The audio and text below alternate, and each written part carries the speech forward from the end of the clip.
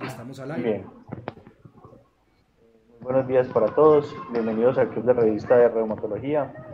Este Club de Revistas es un club de revistas que se hace de forma conjunta con los servicios de reumatología de la Universidad CES y la Universidad Pontificia Bolivariana. En este club de revistas normalmente está el doctor Carlos Jaime Velázquez Franco, que es el jefe del programa de reumatología de Bolivariana. En este momento no nos acompaña porque está con sus merecidas vacaciones, que obviamente no hay nada mejor que irse a vacaciones en el apocalipsis. Está el doctor Sebastián Herrera, que es el profesor de reumatología del CES. Él adicionalmente a eso trabaja en el Hospital General, tiene su práctica privada y adicionalmente a eso pues es autor de las guías de lupus latinoamericanas. Y es influencer, pues en el sentido de que no influencer, porque no sé si la definición sería influencer, pero por lo menos es una persona que tiene mucha visibilidad en redes sociales. Y mi nombre es Miguel Antonio Mesa, que soy médico reumatólogo de la Clínica Bolivariana y que también los estoy acompañando en el club de revistas. Nos están acompañando también el doctor Andrés Chavarriaga, la doctora Diana Varela, que son los pelos del servicio de reumatología, el doctor Santiago Monsalve, que está rotando en el servicio de reumatología del Pablo Tobón, y la doctora María Paulina, que la doctora María Paulina Villa es la interna que está rotando con nosotros y que se encargará de presentar el artículo del día de hoy. Entonces, doctora Paulina, por favor, con confianza, puede arrancar. Bueno, ahí me están escuchando bien. Bien, Listo. Buenas tardes, entonces, pues mi nombre es María Paulina. El artículo que nos compete hoy es upadacitinib como monoterapia en pacientes con AR activa, en quienes la terapia con metotrexate fue inadecuada. Es un estudio aleatorizado, controlado con placebo, doble ciego y fase 3. Entonces, a modo de introducción, pues entre los autores que destacan en esta publicación, pues entre tantos está Paul Emery, que es un médico reumatólogo del Hospital de Chapel Allerton del Reino Unido, que fue presidente del AULAR entre 2009 y 2011. Es un investigador senior con más de 1.800 publicaciones, entre las que destacan las artritis inflamatorias. También está el doctor Yoshiya Tanaka, que es el director del Departamento de Medicina Interna de la Universidad de Salud Ocupacional y Ambiental de Japón. Él tiene estudios en inmunología y más de 1.800 publicaciones con enfoque en tratamientos biológicos para enfermedades autoinmunes. Entonces, pues vamos a hablar de upadacitinib. Entonces, el upadacitinib. y el doctor, Paul, ¿y el doctor Smolin ya lo mencionaste o no? No, profe, ¿cuál? Que el doctor Joseph Smolin, que es el primero que sale ahí, pues que el doctor Smolin es posiblemente la autoridad mundial en artritis reumatoide. Es posiblemente la persona que más sepa, también fue presidente del EULAR y él estuvo implicado en el desarrollo de los criterios de 2010 y en todas las cosas. Él es una figura muy importante también. Y es autor Okay. obligado de todas las guías de artritis reumatoide de EULAR. Sí. Bueno, entonces, ¿qué es el upadacitinib? El upadacitinib, pues, es un inhibidor selectivo reversible de la llanosquinasa 1, es un inhibidor oral. Las llanosquinasas, pues, son enzimas encargadas en la señalización intracelular por medio de la vía JAK-STAT. En realidad son 4 receptores, el JAK1, el JAK2, el JAK3 y el tirosinquinasa 2, que al activarse pues la vía van a generar factores de transcripción que se encargan de muchos procesos, entre los cuales está la proliferación celular, la apoptosis, la hematopoiesis, y lo que nos compete pues acá, la inducción de citoquinas. Las indicaciones pues de este medicamento, el medicamento pues en Europa ya fue aprobado para el tratamiento de la AR moderada grave con respuesta inadecuada a DMARDs convencionales, y en este momento están estudios para espondilitis anquilosante, dermatitis atópica, enfermedad de Crohn, artritis psoriásica y arteritis de Takayasu. Bueno, los eventos Entonces, de... Paul, ahí hay ¿Sí? una, pues, para poner en contexto, pues, que la artritis reumatoide sufrió varios cambios. La evolución de la artritis reumatoide pues, fueron hace muchas décadas. La segunda revolución de la artritis reumatoide fue el metotrexate que dio inicio a la era de los DMARD. Después, para finales de los 90, inicio de los 2000, llegó la terapia biológica. Y digamos que en este momento estamos en la siguiente revolución, que es los inhibidores de llanos quinasa, porque los inhibidores de llanos quinasa llevan el bloqueo de citoquinas un paso más allá. Es decir, ya no se está bloqueando el receptor, sino que se está bloqueando las vías de señalización.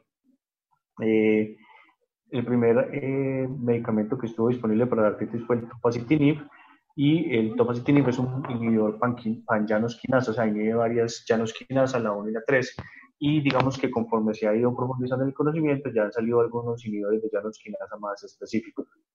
Entonces, digamos que todavía queda la duda de si los inhibidores específicos de llanos quinasa se van a comportar de forma similar a los inhibidores pan-llanos quinasa.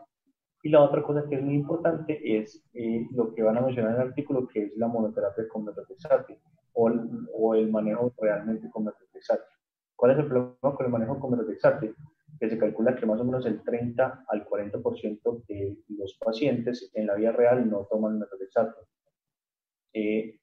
Digamos que uno en la práctica clínica tiene la impresión de que es menos, 15 a 20%, pero por ejemplo, Sebas, yo no sé si ustedes tienen seguimiento con químico farmacéutico de NAR médico, ¿ustedes tienen ese servicio ya o no?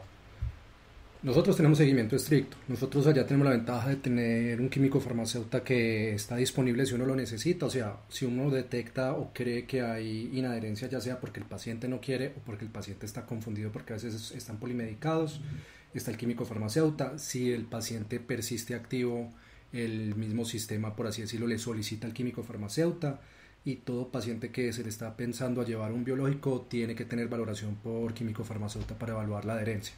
Entonces en esa parte yo creo que es una parte muy positiva del sistema, porque uno se da cuenta que hay muchos pacientes que en teoría están en falla metotrexate, y es que la falla del metotrexate es lo que vos decís: no se lo toma, no se lo está aplicando como es, no entendió la fórmula, lleva 6 meses sin reclamar metotrexato, el paciente, la comadre le dijo que eso le iba a dejar ciego, le iba a dañar los riñones. Entonces yo creo que sí es necesario y sí es muy útil. Eso sí, porque es lo que dicen, la adherencia realmente en vida real es mala a cualquier medicamento. Eso es importante porque realmente uno, pues digamos que uno como médico reumatólogo tiende a pensar que la inadherencia o la falta de respuesta o intolerancia a metotrexate puede estar en el 15 al 20%, pero más o menos los estudios que tienen químico farmacéutico, que miran dispensación de los medicamentos y todo lo demás, muestran que puede llegar a ser tan alta como el 40%. Entonces, digamos que la forma actual en la que nosotros concebimos el manejo de la artritis reumatoide tiene a metotrexate como ancla, bien sea para los otros medicamentos de IMAR, que idealmente deberían tener metotrexate, o bien sea para la terapia biológica. En especial, porque, y eso lo mostró también un estudio que se llama el estudio Concerto, la terapia biológica, especialmente cuando se utiliza TNF, requiere el uso de metotrexate para evitar la producción de anticuerpos con pérdida de respuesta secundaria, que es la pérdida de respuesta que se da por los anticuerpos que le quitan la efectividad biológica. Entonces, digamos que la terapia biológica es una muy buena opción, pero tiene algunos problemas. El primero es que en algunas veces de oportunidades es necesario o es ideal la medicación con metotrexate y otras cosas como cadena de frío y demás. Entonces estos inhibidores de las llanos quinasa han surgido como una opción distinta porque son medicamentos que usualmente tienen vías medias cortas, que por ejemplo ahora en época de pandemia es una cosa que uno prefiere a la hora de mandar medicamentos, y adicionalmente a eso no requieren cadena de frío y digamos que buscando el santo grial de la monoterapia, pues todo medicamento que se puede usar en monoterapia, digamos que ya de entrada tiene un nicho grande o tiene entre comillas, un mercado de pacientes distinto, que es ese 40% que normalmente no toman metotrexate o que no lo consumen de forma regular.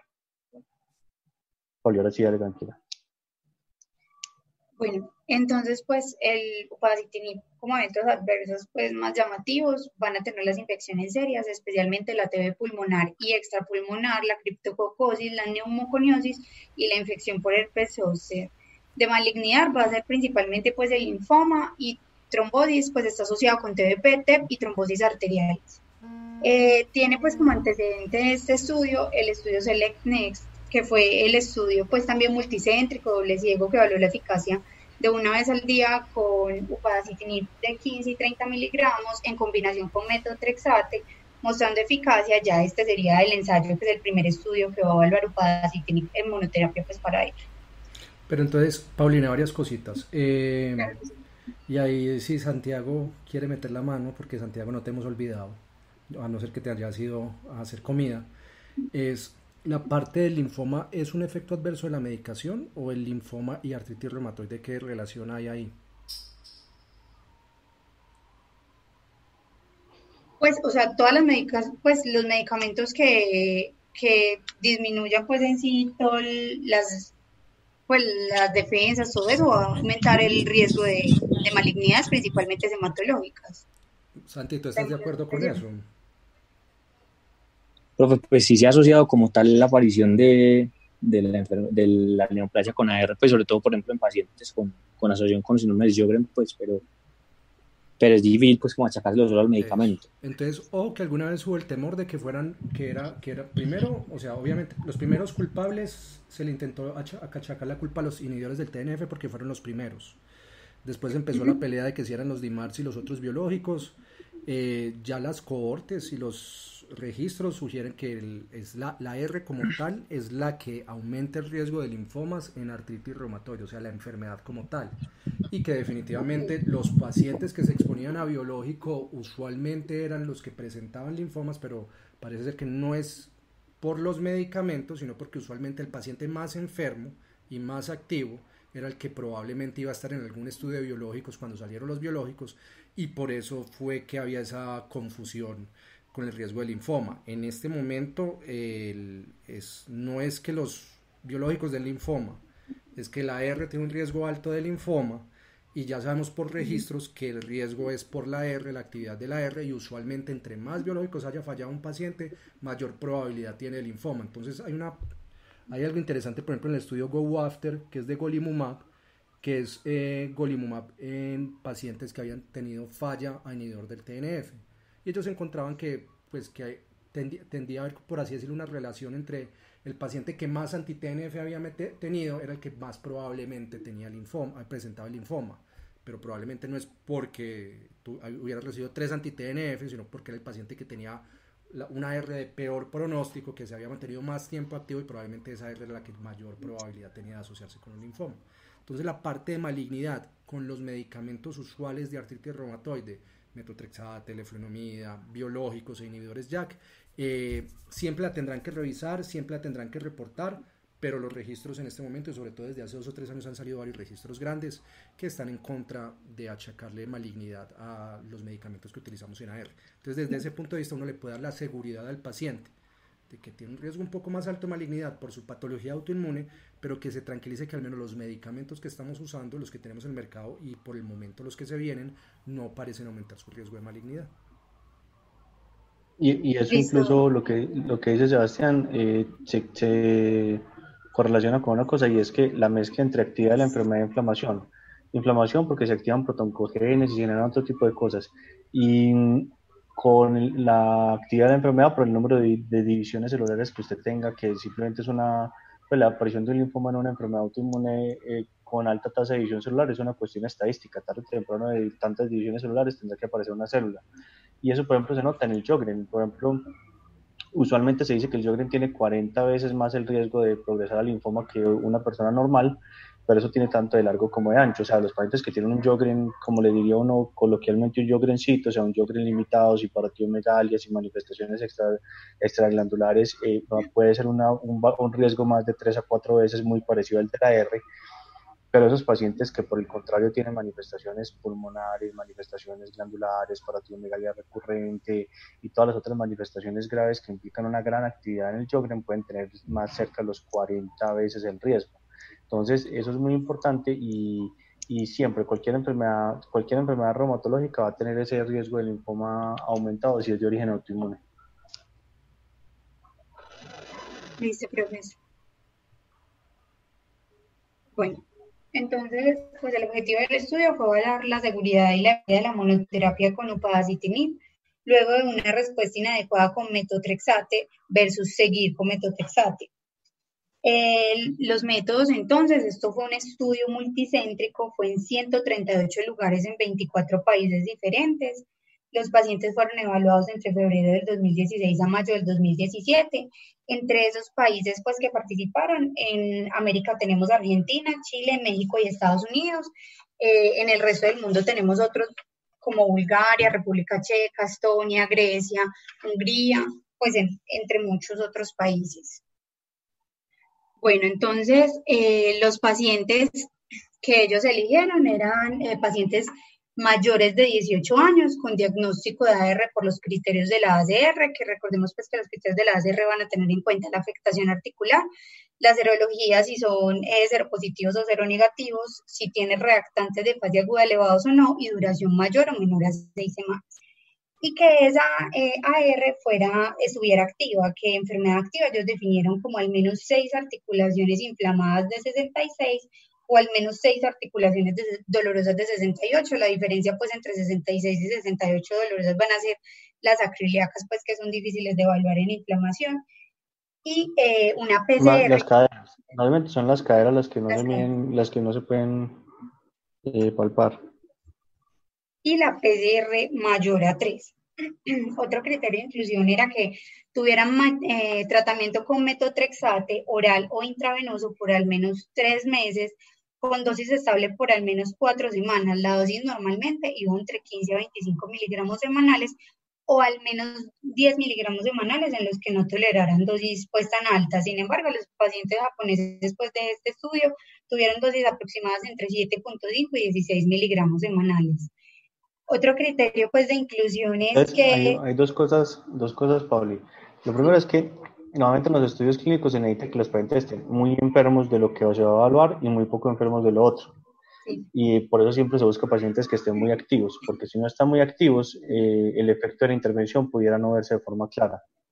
Y la segunda cosa es que en Japón hay ciertas particularidades desde el punto de vista de raza, aunque yo sé que últimamente se dice que no se utiliza el término de raza, pero la población japonesa es altamente susceptible a los efectos de metotrexate. Entonces en Japón, por práctica, digamos que por disposición de salud pública, no se recomiendan usar dosis de más de 7.5 miligramos en pacientes japoneses. Eso hace que cuando usted va a un estudio de Japón, las dosis de metotrexate sean completamente distintas y completamente diferentes a lo que usted le pediría a una persona occidental, que es una dosis mínima de 15. Que recordemos que para usted decir que metotrexate se intentó por lo menos de una manera satisfactoria, debía haber llegado a una dosis de 15 miligramos. Bueno, entre otros criterios de inclusión estaba el haber descontinuado otros DIMARS diferentes al metotrexate hace más de 4 semanas, exceptuando leflunomida, que era 8 semanas, o tratamiento con colestiramina para disminuir pues, la circulación enterohepática.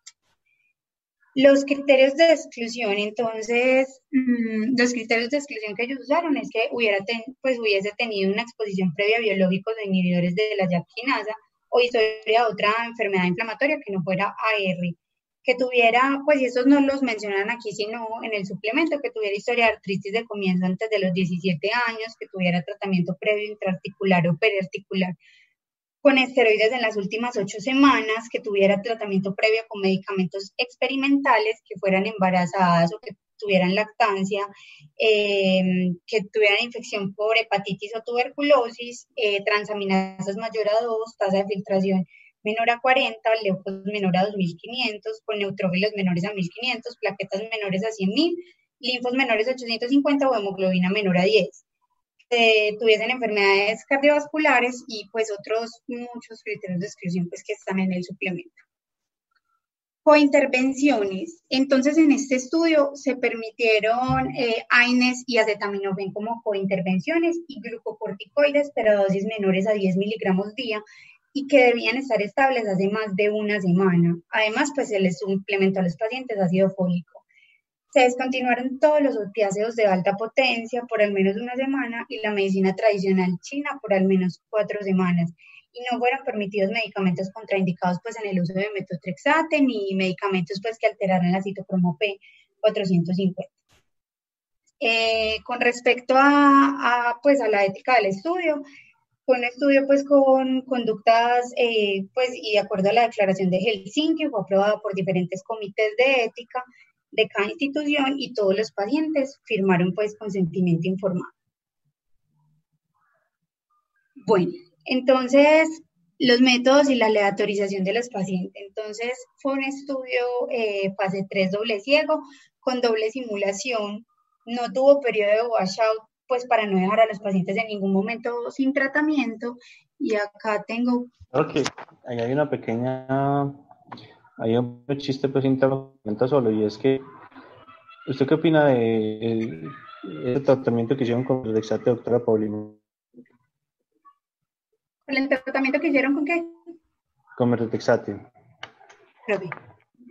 Con metotrexate de negrita. Pues, ¿qué opino? Que los habían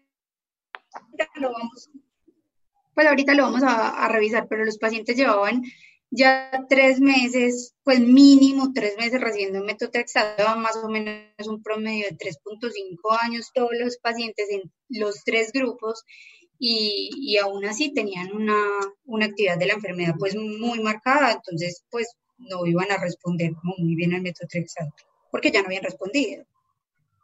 Pues básicamente usted lo que hizo ahí fue un paciente que no había tenido respuesta a metotrexate, continuar el metotrexate con el que no había tenido respuesta y compararlo. O sea que eso es básicamente un estudio de comparación contra placebo, porque no se espera que metotrexate tenga una respuesta dramática. Usted podría decir, bueno, metotrexate llevaba poco tiempo, pero en realidad lleva 3.5 años de tratamiento. O sea, ya después de 3.5 años ya uno ya sí piensa que ya no va a funcionar metotrexate. Eso no es nada nuevo, pues no es que este estudio se haya inventado esa metodología, eso con mucha frecuencia lo hacen en los estudios de AR, pero eso termina siendo, por lo menos lo que yo pensaría es que termina siendo una forma de comparar contra placebo, porque realmente metotrexate no espera uno que tenga mucha efectividad. No sé, Sebas, ¿tú qué opinas de esa situación? Ahí le tengo una pregunta a Paulina. Paulina, ¿y por qué crees que no lo compararon con placebo?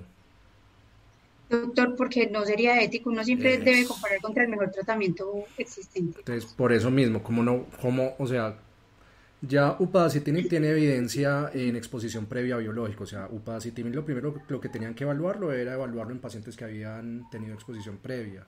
Ya vieron que el upadacitinib, en los datos que ellos tienen, pues al menos no se comporta peor que metotrexato. Entonces ya el siguiente paso era, por así decirlo, evaluar si pueden dar el upadacitinib en monoterapia. Pero jamás va a pasar por un comité de ética que yo coja un paciente con artritis reumatoide, le dé placebo y al otro le dé upadacitinib. Entonces, es como dice Miguel, esto es un estudio de upadacitinib entre comillas versus placebo, porque como jamás se podrá con placebo, entonces lo comparo con monoterapia de metotrexate, que ya sé que no respondió, para así yo poder justificar en el futuro un label que diga que upadacitinib puede ser utilizado como monoterapia en artritis reumatoide. Listo, doctor. Bueno, entonces la forma como los aleatorizaron acá están... bueno, sí, doctor. La otra cosita, Paulina, y entonces con este estudio tú podrías decir que upadacitinib es superior a metotrexato. Pues doctor, es que, o sea, me parece muy difícil, digamos, responder esa pregunta porque, digamos que como está planteado el estudio, casi que la pregunta se responde sola. Obviamente iba a ser mejor porque no habían respondido a metotrexate. Pero es que el problema es que no, en medicina no hay obviedades, entonces... Sí. Upadacitinib es superior a metotrexate. Dígame lo que le estoy preguntando. ¿Este es un estudio de upadacitinib versus metotrexate naif o es un estudio de upadacitinib versus metotrexate respuesta inadecuada? Metotrexate respuesta inadecuada. Bueno, entonces todavía no sabemos cómo nos va en upadacitinib versus metotrexate naif. No, ese es el estudio que están haciendo, pues que está corriendo en curso. Sí. Perfecto. Entonces todavía no podemos decir, lo que esto nos diga no nos puede decir si es superior o no a metotrexate, simplemente que el naif, según lo que nos vas a contar, vamos a ver si al respuesta inadecuada, vamos a ver si sirve o no sirve según lo que vos nos contés. Listo, doctor. Bueno, entonces forma como aleatorizaron a estos pacientes, entonces fue una forma 2-2-1-1. Entonces, ¿qué hicieron? Dos pacientes iban para... Sí, doctor. No, dale tranquila. Entonces, 2 pacientes iban para upadacitinib 30 miligramos, 2 pacientes para upadacitinib 15. Pauli, los cuales se habían previamente aleatorizado para que... Doctor, ¿no? Que se te está muriendo el celular. ¿Tú has pensado no hablar dentro de una olla? Ahí está. No, sigue como ahí no me están escuchando. Estás como intermitente, Paulina. Pero, o sea, ya sí, pero ahorita te ibas. O estabas aplicando el viejo truco de Andrés de empezar a hablar pasitico y después simular que no estaba funcionando la conexión. Pero no me está funcionando ese truco propio. Ahí me están escuchando. Ahí te estamos escuchando bien. Yo te estoy escuchando. Ya te estamos escuchando ahí perfecto. Sí. Sí, señora. Bueno. Entonces, se aleatorizaron de manera 2 pacientes iban para upadacitinib 30 miligramos, 2 pacientes upadacitinib 15 miligramos y 2 pacientes continuaban con terapia con metotrexate. Ese metotrexate para que la mitad, luego de 14 semanas, siguieran con upadacitinib 30 miligramos y luego la otra mitad va a tener 15 miligramos. Eso con el fin de seguirlos por lo menos 5 años y mirar pues eventos adversos, tolerabilidad y eficacia pues a largo plazo. Y hay una cosa, Bueno, Paulina, que es muy importante. entonces, sí, profe, aquí estoy. Bueno, una de las cosas que es muy importante es que hoy en día se considera como parte de la, o sea, un paciente por participar en un estudio no solamente debe participar, porque usted al paciente no le está dando ninguna retribución. Entonces, primero, los estudios de seguimiento a largo plazo proveen información adicional que no se ve en los estudios de forma clásica, como por ejemplo datos de seguridad y eventos de ocurrencia de baja prevalencia, o de baja incidencia, perdón, pero adicionalmente a eso es porque se considera desde el punto de vista ético que usted al paciente le tiene que, entre comillas, dar una retribución por haber participado en el estudio, porque un paciente que, por ejemplo, se presenta a el estudio y queda en la rama placebo, se termina y después no le dan nada, pues el paciente literalmente se usó vulgarmente, o sea, se metió en una intervención que no le tocaba, no se le dio el tratamiento ideal, se le dejó un tiempo y después ya, pero desde hace algunos años ya en los estudios de reumatología siempre se pide que los pacientes, una vez terminen la fase inicializada, continúen un seguimiento de todos los participantes con el producto de investigación. Listo. Bueno, entonces todos los pacientes pues que completaron la semana 14 eran elegibles para permanecer en un periodo de extensión, lo que les decía, a 5 años para evaluar seguridad a largo plazo, tolerabilidad y eficacia de upadacitinib. Entonces, pues este es el estudio preliminar, pues por así decirlo, que sería las 14 semanas. Estos son los resultados de las 14 semanas. Entonces, los desenlaces. Aquí comenzamos. Bueno, entonces los desenlaces, los primarios fue un ACR20, que es la mejoría del 20% del ACR. Eso es una medida compuesta, que es que disminuya pues en un 20% la cantidad de articulaciones sensibles y la cantidad de articulaciones inflamadas y mejoría del 20% en 3 de 5 criterios, que serían la evaluación global del paciente, la evaluación global del médico, la capacidad funcional que se mide con el HAQ-DI, que ya les voy a explicar, y la escala del dolor con reactantes de fase aguda, que sería o velocidad de sedimentación globular o PCR. Entonces el HAQ-DI lo que hace es que evalúa... Una pregunta, ¿usted qué opina de una CR20 como desenlace? Pues una CR20 como desenlace, profe, digamos que es un desenlace mucho más fácil de llegar, entonces pues, o sea, no es lo mismo que un estudio se plantea una CR70, que digamos que ahí sí mostraría, pues daría, no es la palabra que se utiliza pues en investigación, pero le daría como mucha potencia o mucho, pues mucho valor al estudio que una CR20, que digamos que es más fácil de lograr. Entonces, un desenlace que es medianamente, pues entre comillas, más fácil de lograr que una CR50 o una CR70. Entonces, ¿por qué? Entonces, Paulina, ¿por qué crees que escogieron una CR20? Porque, pues, voy a hacer una comparación. Es como yo hacer un estudio y es más fácil demostrar, pues digamos, demostrar superioridad es mucho más difícil, por así decirlo, que demostrar no inferioridad. Entonces ellos le tiran para desenlaces primarios. Sí, pero... Con una CR20, con una CR50, con una CR70, busca superioridad, usted la va a entrar, busca la superioridad. O usted puede buscar una inferioridad con una CR20, una CR50 y una CR70, pues no depende de eso. Pero ¿por qué, por ejemplo, yo hago un estudio buscando una CR20 y no hago un estudio buscando una CR70? ¿Por qué buscan una CR20 y una CR70? Porque es mucho más fácil de lograr. Pues si no les da el desenlace primario, digamos que el estudio no serviría tanto. Porque normalmente los estudios, si busco un desenlace menos estricto, como una CR20, posiblemente le dicen una toma menstrual. Y cuando te haces un estudio con biológicos, con todos estos medicamentos, se está hablando de que la muestra le pase de 200 a 1000 y le cambia el costo de un estudio de 60 millones de dólares a 200 millones de dólares. Entonces, por razones de costo, se utilizan estos desenlaces. Y porque ese es el desenlace mínimo que piden las agencias regulatorias para demostrar superioridad con placebo. Y de hecho, incluso ellos lo mencionan, entonces ahí tienen dos desenlaces: el desenlace ACR20 que les pide que les pide los americanos y que les pide la EMA, que es un desenlace más estricto.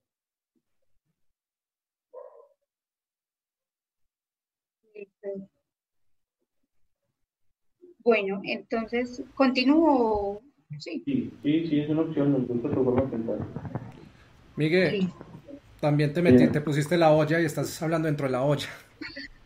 Estoy hablando dentro de la olla yo también. Sí, Sí, sí, profe, se escucha muy pasito. Ah, no jodas. Y eso que estoy con el micrófono nuevo y ya, todo. ahí, eso, sino que hay que hablar, pues, hay que apersonarse el micrófono. Gracias. Bueno, entonces, entre otros desenlaces primarios, el otro fue el porcentaje de baja actividad de la enfermedad, que ellos lo definieron pues con un DAS28 menor a 3.2 o menos, que eso el DAS28 va a tomar en cuenta las articulaciones inflamadas, las articulaciones dolorosas, la PCR y la evaluación pues global del médico, y que fuera no respondedor a la semana 14. Como desenlaces secundarios, ellos tuvieron cualquier cambio en el DAS28. Hacer, pues, que hubiera un cambio en el HAC-DI, que va a ser el cuestionario, pues, de funcionalidad, que eso simplemente lo que hace es que mide como pues, como ciertas funciones básicas que van a ser, pues, asearse, levantar la silla, comer, caminar, alcanzar algo, todo eso, y va a ser medido de 0 a 3. 3 como la, pues, imposibilidad total, o 0 como que no hay ninguna alteración pues en la funcionalidad, y voy a hacer un promedio de los dominios que evalué. Otros desenlaces secundarios fueron el ACR50, el ACR70, un DAS28 menor a 2.6, que ya no me habla de baja actividad, sino que me habla de remisión, un short form, que es pues un cuestionario de calidad de vida, la duración de la rigidez matutina y la proporción de pacientes que lograban baja actividad o remisión, medida por el CDAI o el SDAI, que pues son clinimetrías para mirar si tiene, pues si es baja actividad, menor de 10 en el CDAI o menor de 11 en el SDAI, y remisión menor de 2.8 en el SDAI o menor de 3.3 en el SDAI. La diferencia entre los dos en realidad es la PCR. Y, profe, la remisión booleana, El SDAI es el índice simplificado que toma reactantes y el CDAI es el índice clínico. Y el índice clínico tiene como función que si usted no tiene disponibles los reactantes, puede hacerle clinimetría al paciente en todo caso. Entonces, por eso vas a ver que el CDAI y el SDAI, por ejemplo, tienen muy buena correlación, porque es básicamente la misma fórmula, una con reactantes y la otra sin PCR, ajá. Bueno, entonces también miraron desenlaces adversos, que ellos lo midieron pues con una versión de toxicidad común en reumatología, y para la CPK y la creatinina midieron pues los criterios del Instituto Nacional de Cancerología. Eso está por acá. Qué pena. Bueno, en el análisis estadístico, entonces, ellos planearon una muestra de 600 pacientes para un poder del 90%, con una diferencia esperada en el grupo de upadacitinib con respecto al grupo de metotrexate de 21% en el ACR20 y una diferencia del 22% en el DAS28 de 3.2 o menos.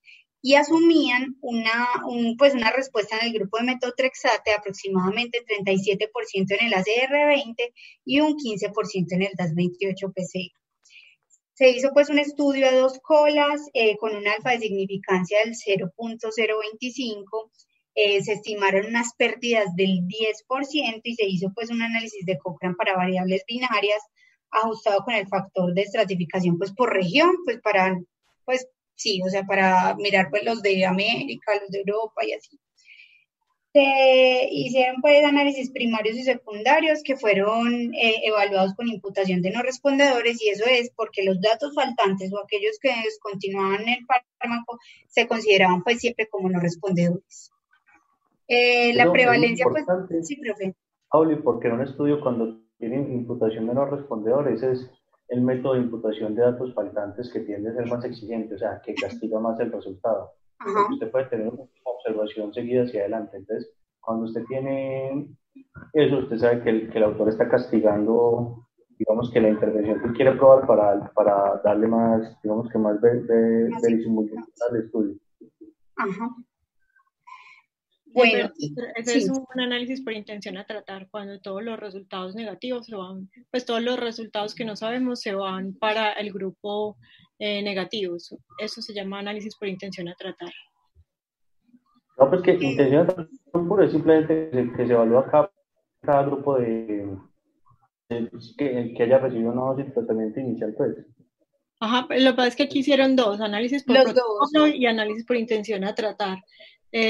Cuando los desenlaces son negativos, se va como, pues los métodos son iguales, que el análisis de intención a tratar y el de protocolo es que solamente se incluyen los pacientes que realmente terminaron el estudio completo.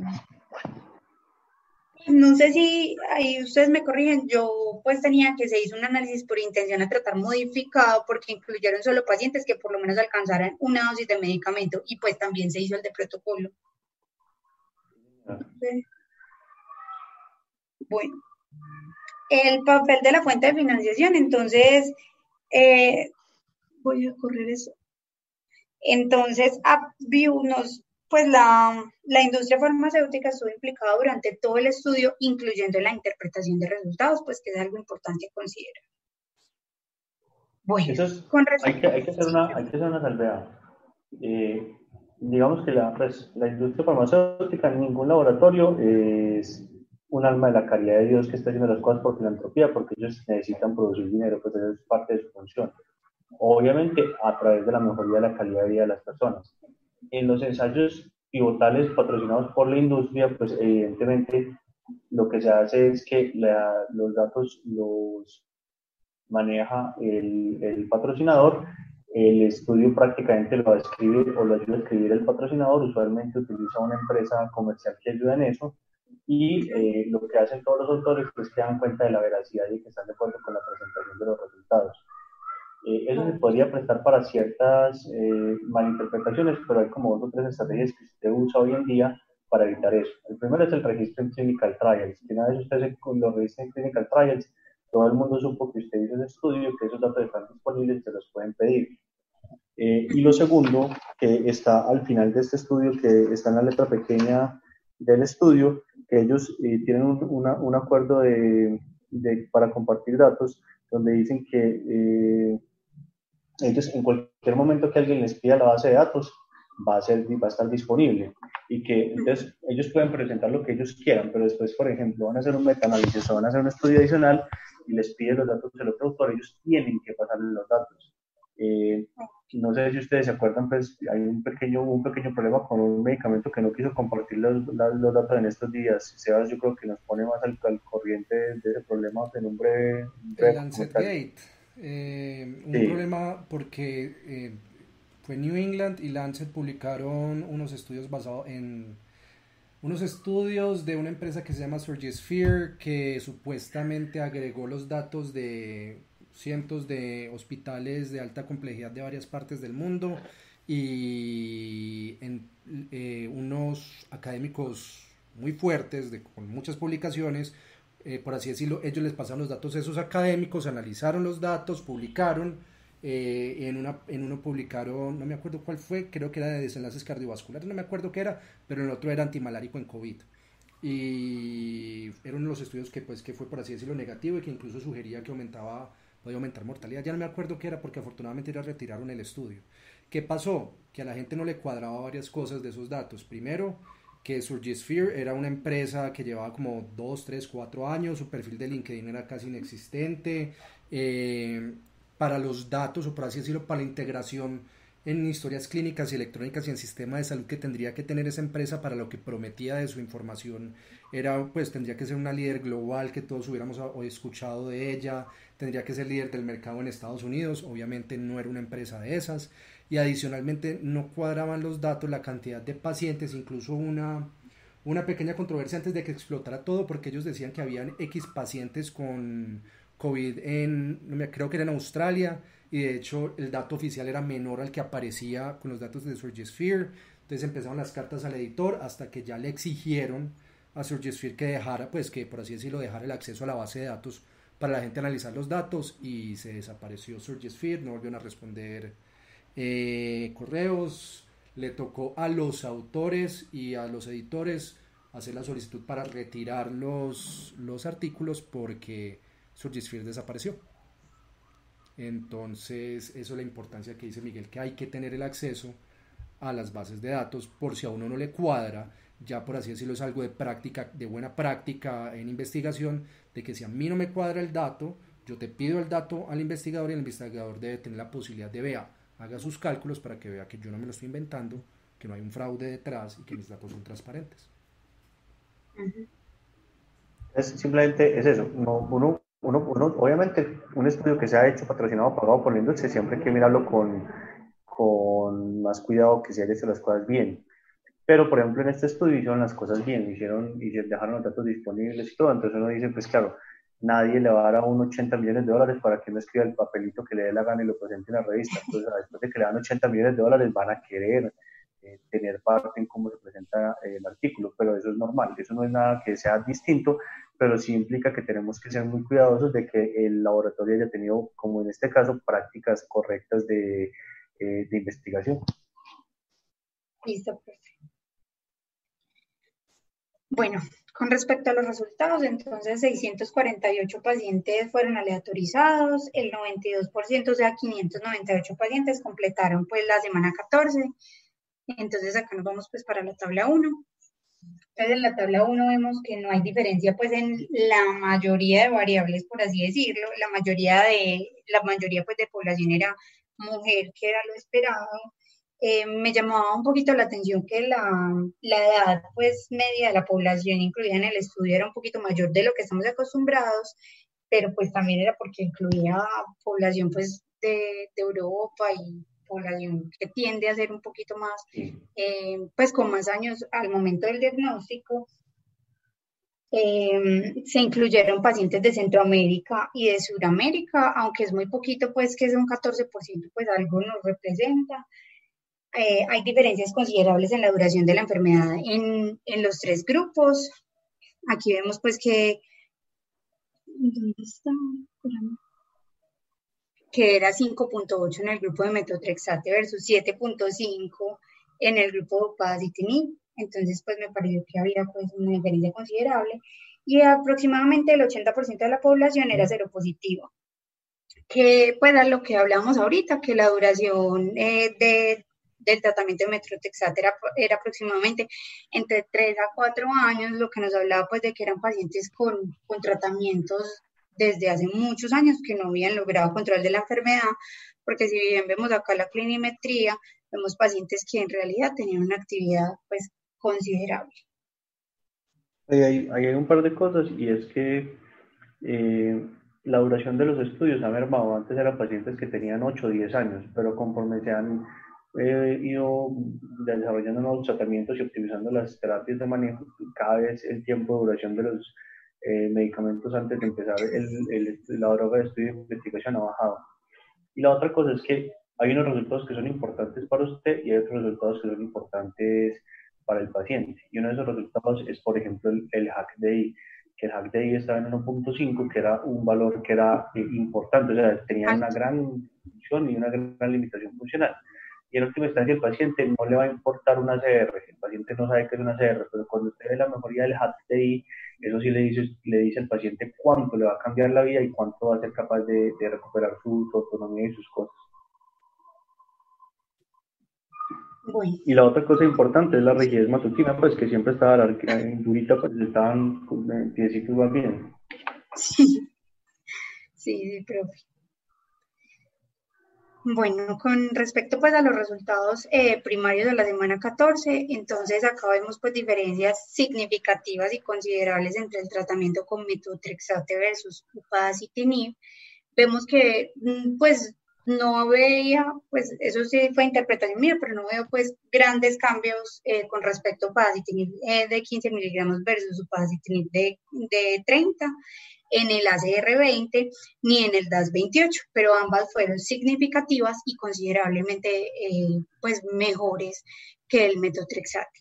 Este fue el análisis por intención a tratar modificado. Con respecto al análisis por protocolo, fueron resultados muy parecidos. Acá los vemos en el DAS28, en el ACR20, que sí seguían con significancia estadística y era pues mucho mejor, o había mucha mejoría en los pacientes con upadacitinib versus con metotrexate, sin diferencias significativas entre upadacitinib de 15 y upadacitinib de 30. ¿Y usted por qué cree que esos pacientes con metotrexate mejoraron? Porque en teoría no debían haber mejorado. ¿Por qué creo que mejoraron? Pues seguro también tiene que ver, pues que están dentro de un estudio, entonces empiezan a tomarse, de pronto tienen mejor adherencia al tratamiento y empiezan a tener, pues, mejoría, digo yo. No sé. Ahí hay como 3 o 4 cosas. ¿Que metotrexate hiciera efecto? No, porque ya sabemos que la mayoría llevan 3 años y un poquito más. Segundo, está el efecto Hawthorne. ¿Cuál es el efecto Hawthorne, Paulina? Que cuando están vigilados, pues los pacientes tienden pues, a comportarse mejor, por así decirlo, a tomarse mejor los medicamentos y a responder mejor. Lo tercero es que obviamente si están en un estudio posiblemente tengan un mejor tratamiento, y más si el reumatólogo tratante lleva 3 años sin darse cuenta que metotrexate había fallado, entonces puede que ese seguimiento estricto solo tuviera algún evento terapéutico. Y el cuarto es la regresión a la media, y es que usted no puede estar infinitamente mal. Tarde o temprano, si usted está muy mal, tiene que dejar de estar mal. Entonces, esa mezcla de situaciones puede ayudar a que este medicamento que es metotrexate tenga una respuesta que uno no esperaría que fuera tan alta. No sé, Sebas, ¿vos qué opinás?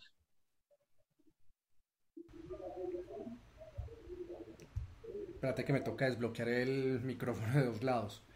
Yo estoy de acuerdo con Paulina, estaban más vigilados, empezaron a tomar el medicamento. Es que a veces la parte del metotrexate, cuando nosotros empezamos a hablar de adherencias, muchas veces pensamos, por así decirlo, es culpa del paciente. Entonces a veces hay como que sacar esa parte de lo que vos decís. Probablemente el paciente no se había sentado a alguien a darle la educación adecuada, probablemente el paciente no lo consideraba tan importante, probablemente, o sea, cambian tantas cosas y es una población tan diáfana, tan pura, tan cristalina en estos estudios aleatorizados, que obviamente le van a medir el paciente qué se está tomando, cómo se lo está tomando, cuántas se está tomando, si no lo está haciendo, si no está reclamando, lo van a llamar y le van a decir, vea, ¿por qué no se lo tomó? ¿Por qué no apareció? ¿Qué pasó? ¿Por qué no está? ¿Por qué sigue pesando lo mismo el tarrito de las pastillas? Entonces, pues era esperable. Yo creo que estas buenas respuestas es porque uno está viendo una estrategia de T2T. Probablemente esos pacientes que llevaban 3 años eran pacientes que mal que bien son esos que todavía se escapan y que no están en T2T a pesar de la época. Muy bien, muy bien. Bueno. Con respecto pues a desenlaces secundarios, vemos una diferencia significativa. Ellos casi todos les dio significancia, solo una cosita no les dio significancia y ya les voy a mostrar. Con respecto a la CR50, CR20, a CR70, lo que nos mostraría pues, o sea, de verdad aquí en ACR70 una diferencia muy considerable entre el grupo de metotrexate versus upadacitinib, y esas diferencias fueron estadísticamente significativas desde la segunda semana de tratamiento, y también pues una mejoría del DAS28, que esos fueron pues algunos de los desenlaces secundarios que ellos propusieron. Aquí están otros desenlaces secundarios, especialmente pues la clinimetría. La única que yo les decía que no les dio significancia estadística es esta. La terapia con upadacitinib, que es esta que tengo señalada, para baja actividad de la enfermedad, no les dio significancia estadística, pero de resto, baja actividad de la enfermedad, ya sea por DAS28, por CDAI, o remisión, ambas les dieron con significancia estadística tanto en upadacitinib de 15 como upadacitinib de 30. Entre otros desenlaces secundarios, antes de irnos a efectos adversos, llego aquí a la tablita. Aquí vemos pues la valoración global del paciente, la valoración global del médico, el conteo de articulaciones dolorosas, el conteo de articulaciones inflamadas, mejorías en el dolor, mejorías en la funcionalidad del paciente. O sea, en realidad todos tuvieron significancia estadística, casi todos los desenlaces. El único que no fue upadacitinib de 15 y en baja actividad de la enfermedad, porque remisión de la enfermedad sí dio significancia estadística. Bueno, Ahora pues para irnos a efectos adversos, vamos a irnos a la tablita de acá. Entonces, pues como vemos ahí, la tasa de efectos adversos en los tres grupos fue muy similar, fue muy comparable. ¿Cuáles eran las diferencias? Pues el herpes zóster, por ejemplo, fue un evento adverso que se dio mucho más en upadacitinib de 30 miligramos. Ellos dicen pues que tiene que ver con, pues que es un efecto dosis dependiente. Miren que eran 6 pacientes que presentaron herpes zóster versus 3 pacientes con upadacitinib de 15. Los otros eventos adversos, pues, fueron malignidad en un paciente con metrotexate versus 2 pacientes con upadacitinib de 15, pues que no hay mucha diferencia. Hubo un TEP, pues, que se lo adjudicaron a upadacitinib de 15 miligramos y una muerte en upadacitinib de 15 miligramos, pero fue un ACV hemorrágico y fue una ruptura por aneurisma en un paciente de 68 años, hipertensa y fumadora, entonces no sé, pues, qué tan importante sea, pues, o qué tan adjudicable sea en realidad al medicamento. No hubo TB activa, no hubo disfunción renal y no hubo perforación intestinal. Y el otro cáncer, pues que ahí no lo mencionan en esa tablita, pero aquí abajo sí lo dicen, era un CADC. Bueno, entre otros desenlaces adversos que los tenían acá en el suplemento, acá, ahí.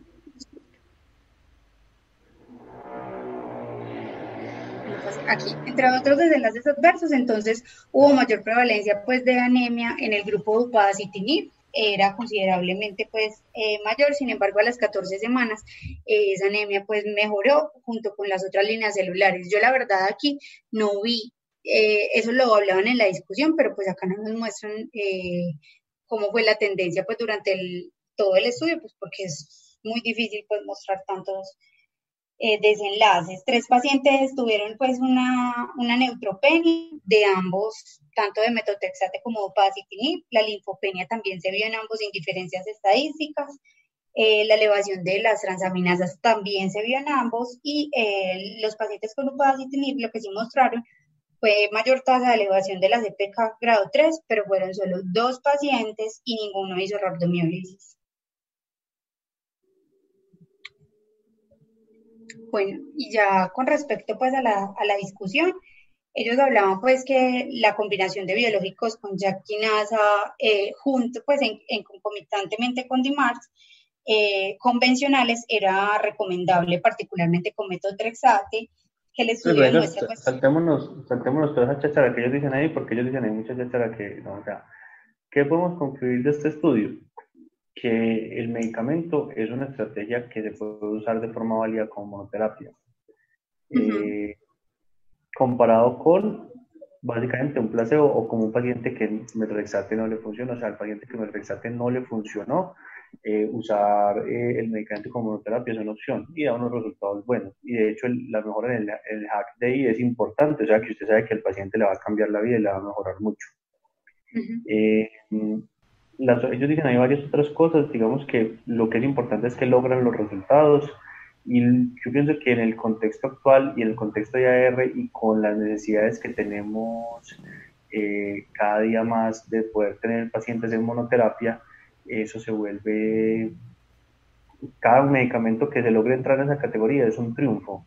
Y la otra cosa, pues digamos, es que es una cosa que llevan diciendo muchos años, pero que posiblemente sí esté empezando a pasar ya, y es que la era de los biológicos lo está llegando a un fin en el sentido pues de la hegemonía que tenían ellos sobre el tratamiento, porque puede que en unos años estos al ser moléculas de una síntesis mucho más barata, que no requieren cadena de frío, que se pueden despachar de una forma más fácil, que tienen una serie de ventajas, unas vidas medias posiblemente más cortas, pudiera ser que en unos años, no ya, pero en 5 o 10 años, reemplacen como segunda línea de tratamiento a los biológicos y los biológicos queden ya como una tercera línea de tratamiento. No sé si vos qué opinas. Yo creo que metotrexate pues no va a salir un medicamento por los siguientes 3.000 años que lo pueda superar porque es bueno, bonito y barato, pero le da una impresión de que hacia esto podría estar tendiendo el cambio del tratamiento de AR en los próximos 10 años. Sí, Miguel, yo sí que, o sea, yo creo que desde el punto de vista de costos, obviamente no hay nada tan barato como el metotrexate en AR. no hay nada tan cómodo porque es una toma una vez a la semana. Entonces, uno decir que estos medicamentos van a desplazar el metotrexate es muy difícil desde el punto de vista económico. Hay que tener en cuenta, por ejemplo, que biológicos, los inhibidores del TNF e inhibidores de la leuquina 6 ya han demostrado ser, por así decirlo, superiores a metotrexate, sobre todo en pacientes naif. O sea, esos datos ya existen. Obviamente, la magnitud de diferencia no es tan grande como para justificar que todos los pacientes empiecen en un biológico, porque obviamente los costos no van a dar, y el riesgo, pues, de todas maneras, que el metotrexate no tiene el aumento de riesgo en tuberculosis e infecciones que tienen los biológicos.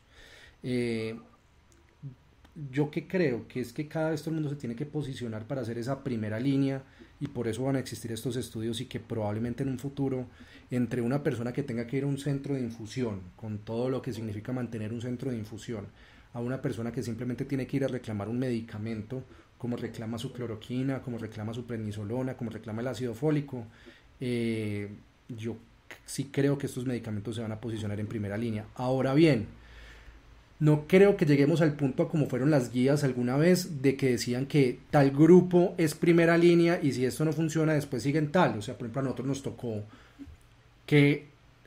estudiar las guías cuando las guías decían, es que la primera línea es inhibidores del TNF, y si no sirve el inhibidor del TNF, usted ya ve a qué otro biológico pasa. Yo creo que va a llegar un momento en pues se va a mantener haga lo que usted considere dependiendo de cada paciente individualizado, que es lo que estamos en este momento intentando personalizar medicina, pacientes de mal pronóstico, pacientes con doble seropositividad, el compromiso pulmonar, la manifestación extraarticular, etcétera, etcétera, para escoger esa primera línea. Pero yo creo que sí van a desplazar los biológicos por lo que vos decís. Es que es comodidad para el paciente, y también al final del día, cuando, por así decirlo, los costos de los inhibidores ya que empiecen a bajar, va a terminar siendo mucho más barato que un biológico, que el solo hecho de mantener la cadena de frío y la tecnología que requiere para producción, se hace más cómodo el inhibidor JAK.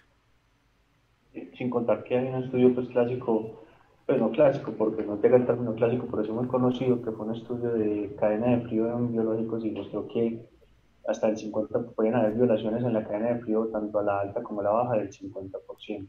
Miguel, Diana Carolina tiene la manito alzada. Diana Carolina, hija, porque no le tétano en la mano. Hola, Doc. Sí, con respecto pues, a lo que hablan ellos en la discusión, que mencionan este estudio Select Early en pacientes con AR temprana, pues estuve buscando, estos estudios que hablan de upadacitinib, y este ya tiene un artículo publicado el mes pasado en pacientes naif para metotrexate, y los resultados... ¿Por qué no lo dejamos para el otro mes? No, pues digo, es que los resultados son similares a lo que vieron ellos, entonces que pues sí promete ser una terapia buena, pues no como de primera línea, bueno, sí de primera línea, pues comparado a metotrexate, entonces... Todavía nadie le va a poder ganar al metotrexate, por lo menos en los próximos 5.000 años, porque es buena bonitiva, la que no arregla con 800.000 pesos lo que puede arreglar con 100.000, pero después de... Pero es una opción. Claro, sí, después de totalmente de acuerdo. Que es como el santo grial de la artritis reumatoide, posiblemente ya ellos sean la segunda línea, o sea, la primera línea después del fracaso. Exactamente. Yo creo que probablemente el costo de producir una tableta de upadacitinib hasta que no se pierda la licencia, hasta que, por así decirlo, no se pierda esa protección de patente que tiene upadacitinib, no va a ser más barato que producir un metotrexato. Entonces, por eso metotrexato será siguiendo primera línea.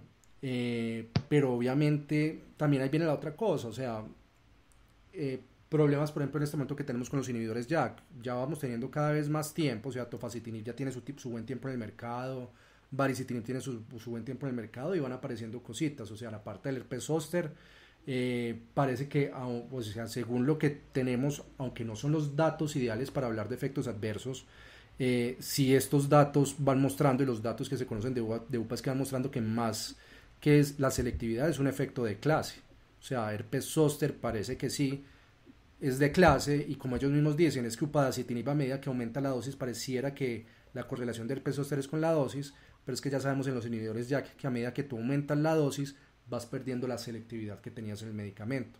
Ahora, falta ver en la parte de riesgo cardiovascular y eventos trombóticos.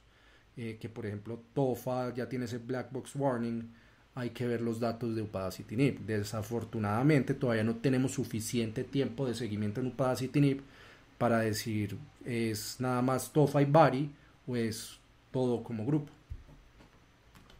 Yo creo que ese es un colofón bueno que le pone Sebastián a esta de revistas, y es que hay que recordar que ningún estudio de los pivotales que piden autorización está diseñado con el poder suficiente para detectar eventos adversos de los medicamentos. Entonces, en un medicamento que todo esté bien no significa que nada esté mal. Muchos de los desenlaces se ven en los estudios a largo plazo, en los estudios clase 4 o en los estudios clase 3, o como el que presentamos el mes pasado, que era una suma de todos los estudios, por ejemplo, de secukinumab clase 3 y clase 4, que sirvió para darnos un concepto o un parte más de tranquilidad en ciertos efectos adversos. Entonces hay que ir dejando que se vayan depurando y sedimentando esa información a ver qué nos va saliendo adicional. Pues yo creo que ya con esto podemos dar por terminado el club de revistas. Yo le agradezco a la doctora Paulina, se esforzó mucho, lo preparó muy bien, hizo las cosas muy bien, la felicito. Y los queremos invitar porque el próximo club de revistas se hace el de esteroides, ¿cierto? Sí, señor, venga acá, yo abro la programación. Espérate, a ver, yo tengo acá destacados. Miguel, el 12 es efecto de ciclos cortos de esteroides y su editorial, que lo hace Ortopedia. Sí, el doctor Andrés nos va a acompañar en ese. Es muy importante porque pues el doctor Andrés es el residente de ortopedia, pues porque cuando le pusiéramos el upadacitinib al residente de ortopedia teníamos el primer suicidio causado por reumatología en ortopedia en 30 años. Entonces, es muy importante porque es un estudio pues, que es de importancia no solamente para el reumatólogo, sino para todas las especialidades que tenemos que usar esos ciclos cortos de esteroides, y eso nos va a dar una luz sobre qué tan seguros o qué tan inseguros son. Entonces los invitamos muy cordialmente a todos para el próximo club de revista. Le agradecemos a todos ustedes por la asistencia, y pues a Sebas siempre muchas gracias porque él siempre nos da un punto de vista muy interesante en el club de revistas. Yo creo que con esto lo podemos dar por terminado. Muy gracias. Que tengan una buena noche. Gracias, Gracias, feliz noche. Hasta luego, Hasta luego, gracias.